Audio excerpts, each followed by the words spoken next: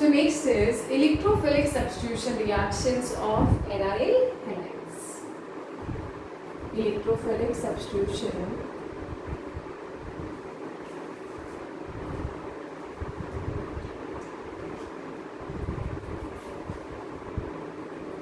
of aryl halides. Right? Electrophilic substitution यानी कि एक इलेक्ट्रोफाइल आएगा और दूसरे इलेक्ट्रोफाइल को सब्स्टिट्यूट करेगा। तो अगर हम कोई भी एराइल हैलाइड लें, ये सपोज कोई एराइल हैलाइड है, हमें पता है कि कार्बन से बॉन्डेड हेलोजन है, तो obviously halogen is more electronegative than carbon.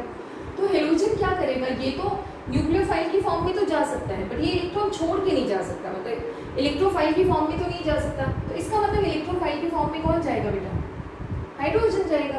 अब हाइड्रोजन कौन सी पोजीशन से जाएगा इलेक्ट्रोफाइल की फॉर्म में, वो हम चेक कर लेते हैं। राइट, अब हमें पता है, ये हम ऑलरेडी 11th में भी डिस्कस कर चुके हैं कि जो एक्स हैं they are ortho para directive, कि जो भी इलेक्ट्रोफाइल आएगा उसको कहाँ भेजना चाहते हैं, ortho para directive.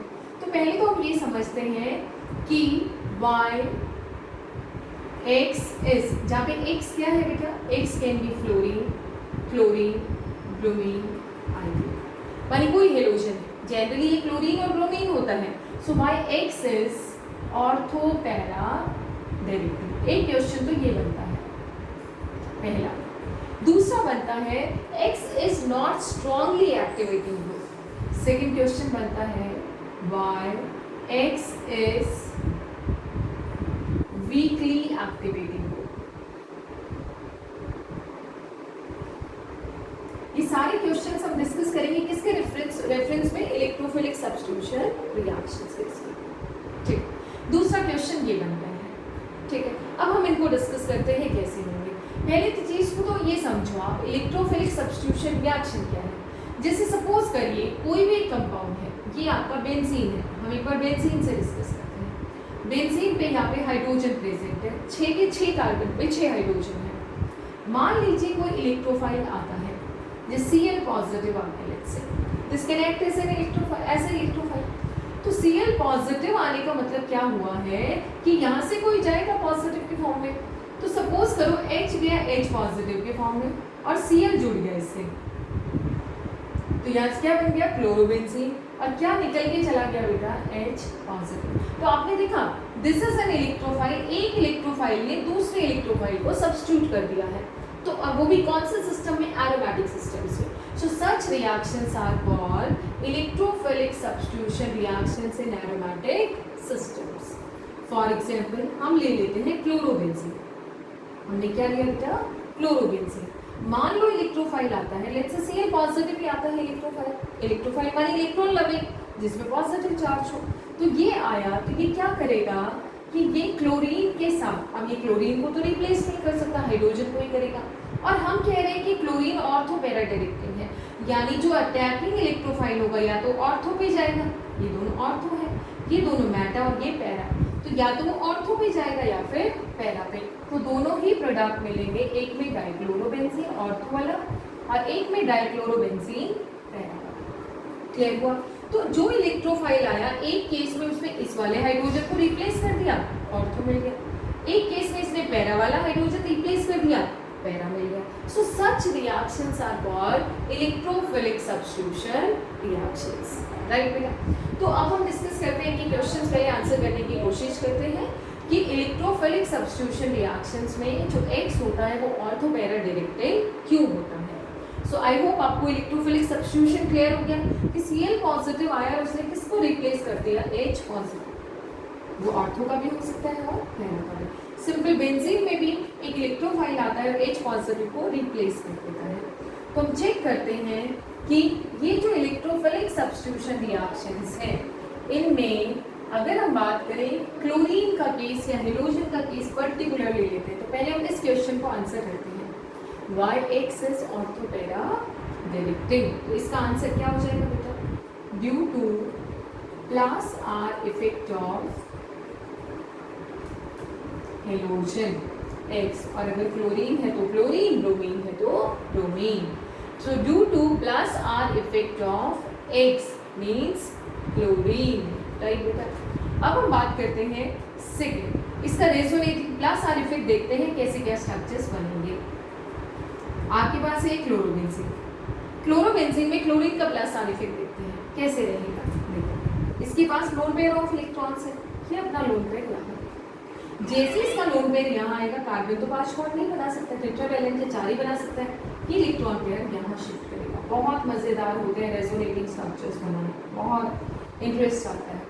Cl chlorine पे आ गया पॉजिटिव चार्ज और इस कार्बन पे negative, rest of the part will remain as such. अब हम नेक्स्ट पे चलते हैं, this double bond comes here and this goes back, तो यहाँ से क्या मिलेगा बेटा हमें, नेगेटिव यहाँ आ गया। अब देखो नेगेटिव कहाँ आया है, पैरा पे, और ये डबल बॉन्ड बन जाएगा और ये ऑलरेडी डबल बना हुआ है, तो ये Cl पे कौन सा चार्ज है, पॉजिटिव चार्ज है। In the next resonating structure ये पाई इलेक्ट्रॉन, ये नेगेटिव इधर पाई इधर, तो क्या हुआ, ये डबल बॉन्ड बन गया, ये पहले से ही था, इस पे आ गया negative double bond Cl positive. Now they are back to their original position, ये वापस और ये वापस अपने घर। तो यहाँ से हमें क्या मिल गया बेटा, we will be getting chlorobenzene back, वापस से हमें क्या मिला है, क्लोरोबेंजीन डबल डबल डबल और यहाँ से क्लियर है।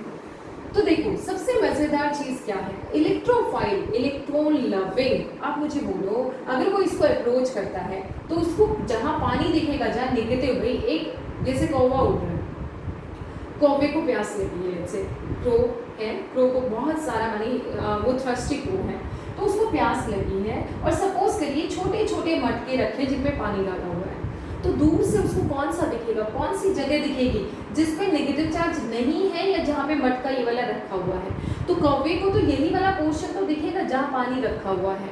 और इस केस में इलेक्ट्रोफाइल कौवा है, इलेक्ट्रोफाइल पे कौन सा चार्ज होता है बेटा, पॉजिटिव चार्ज होता है, तो इलेक्ट्रोफाइल को क्या चाहिए, इलेक्ट्रॉन्स चाहिए, और उसको इलेक्ट्रॉन्स कौन सी पोजीशन पे मिलेंगे, जहाँ पे नेगेटिव चार्ज है। और नेगेटिव चार्ज कहाँ कहाँ है, ऑर्थो पे है, या तो ये देखो ऑर्थो पोजीशन है, ये पैरा पोजीशन है, और ये वापस से कौन सी पोजीशन है, ऑर्थो पोजीशन है। तो क्या मैटा पे रेजोनेंस इफेक्ट हुआ, क्या मैटा पे कोई भी चार्ज गया, बिल्कुल भी नहीं गया है। तो इलेक्ट्रोफाइल कहाँ जाने की सोचेगा, आइदर एट ऑर्थो और एट पैरा। सो हम कह सकते हैं because the negative charge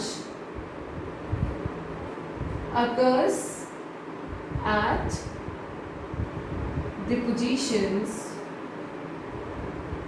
ortho and para in their resonating structures of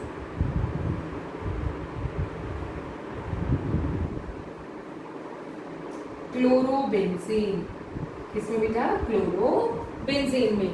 सो इसका मतलब हुआ कि electrophile will attack either at ortho और एट पैरा, दोनों में से एक जगह अटैक करेगा, या तो ऑर्थो पे अटैक करेगा या फिर पैरा पे। तो इसको क्या बोलते हैं, this is ortho para directing. जो इलेक्ट्रोफाइल आएगा उसको किधर डायरेक्ट कर देता है, ऑर्थो पे जाओ भाई या तो पैरा पे जाओ, राइट बेटा। नेक्स्ट अब हम सेकंड क्वेश्चन का आंसर करने की कोशिश करते हैं। तो यहाँ से रेजोनेटिंग स्ट्रक्चर्स देख के क्लियर हो गया कि electrophile will go to either at ortho position और एट पैरा पोजीशन, या तो ऑर्थो पे जाएगा या पैरा पे। सेकंड क्वेश्चन क्या है, सेकंड क्वेश्चन में ये कह रहे हैं कि भाई जो आपका Cl है या हेलोजन है, is a weekly activating group. यहाँ पे देखो, यहाँ से देखिए हमें क्या लगा कि इलेक्ट्रॉन बहुत ज्यादा कॉन्सेंट्रेटेड है ऑर्थो पैरा पे, लेकिन क्लोरीन का एक बहुत स्ट्रॉन्ग इफेक्ट होता है जो रेजोनेंस पे डोमिनेट करता है, और वो कौन सा इफेक्ट है बेटा, वो है इसका इलेक्ट्रॉन विड्रॉइंग इफेक्ट। तो अब हम इस क्वेश्चन को देखते हैं कि अगर क्लोरीन का प्लस आर देखें तो हमें लग रहा है ऑर्थो पैरा पे इलेक्ट्रॉन डेंसिटी बढ़ा है, लेकिन एक इफेक्ट से इलेक्ट्रॉन्स विड्रॉ भी करता है, and that effect is inductive effect. So because of strong minus I effect of halogen can be chlorine, कोई भी हो सकता है, X, it deactivates the attack of electrophile on benzene ring, right? And because of plus R, weak होता है इसका plus, it activates attack of electrophile on benzene ring. देखो minus I की वजह से तो ये डीएक्टिवेट करता है, ये नहीं जाएगा क्योंकि क्लोरोबेंजीन में या हेलोबेंजीन में इसके दो इफेक्ट होते हैं, माइनस आई भी होता है और प्लस आर। माइनस आई से इलेक्ट्रॉन विड्रॉइंग रोल प्ले करेगा और प्लस आर से इलेक्ट्रॉन डोनेटिंग। बट ये स्ट्रॉन्ग है और ये वीक है, तो स्ट्रॉन्ग से तो ये विड्रॉ कर रहा है, वीक से डोनेट कर रहा है, अल्टीमेटली तो ये विड्रॉ ही कर रहा है। तो इसका मतलब हुआ कि इसका माइनस आई स्ट्रॉन्ग है जो डीएक्टिवेट करेगा, भाई ये खुद ही इलेक्ट्रॉन विड्रॉ करेगा तो इलेक्ट्रोलाइट के लिए क्या छोड़ेगा।